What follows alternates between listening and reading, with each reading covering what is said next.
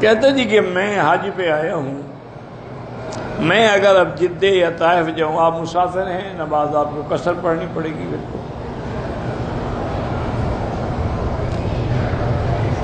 ہمارے یہاں رواج ہے کہ جب کوئی نئے گھر میں جاتے ہیں تو پہلے قرآن شریف کو ختم رکھیے، بالکل بدعت ہے۔ قرآن پڑھنا ہے تو خود گھر والے بیٹھ کے قرآن پڑھو، لوگوں کو بلا کے دکھانے کی کیا ضرورت ہے؟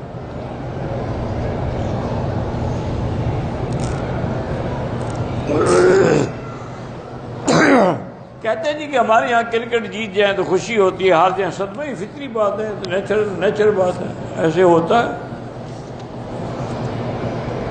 تمہیں حج سے خوشی تھوڑی ہوگی، کرکٹ سے ہی ہوگی۔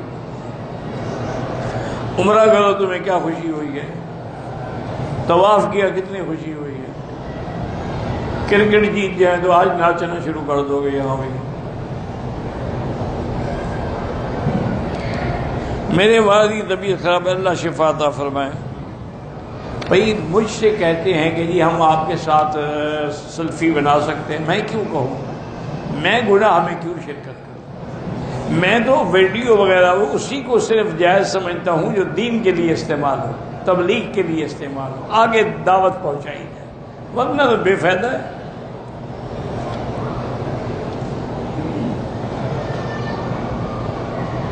جو صحابہ کو گالی نکالے قتل کرنا چاہیے، ہمیں قتل کرنے کا کوئی حکم نہیں۔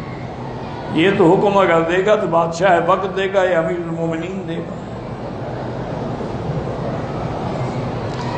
وہ بھی یار کئی دفعہ آپ نے لکھا ہے کہ کوئی انجینئر ہے، مرزا ہے، وہ گالیاں دے رہا، اللہ اس کو ہدایت دیتا ہے گالیاں، اس کے بعد گالیاں ہی ہیں تو اندر سے وہی دیکھو نا، جو برتن میں ہوگا وہی نکلے گا نا، دودھ ہوگا یا پانی ہوگا۔ اس بیچارے کے اندر ہیں گالیاں بھری ہوئی، تو گالیاں نہیں دے گا تو کیا کرے گا؟ دعا کرو اللہ ہدایت دے۔ ایک آدمی نے ذی-قعدہ میں اپنی طرف سے عمرہ کیا، آپ کسی اور سے حج بدل کر سکتے ہیں؟ کر سکتا ہے۔ 26 دن ذی-قعدہ کو مدینہ جانا ہے، 5 دن حج کو مکہ واپسی، وہیں سے حج افراد کا احرام باندھ کیا جائے۔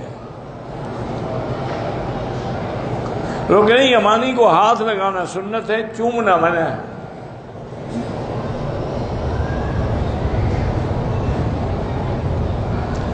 حج کے ہم 3 مہینے سے مکے میں کام کر رہے ہیں، حج کے دنوں میں کام کرنے کی اجازت نامہ ہے، حج کر سکتے ہیں؟ کر سکتے ہیں۔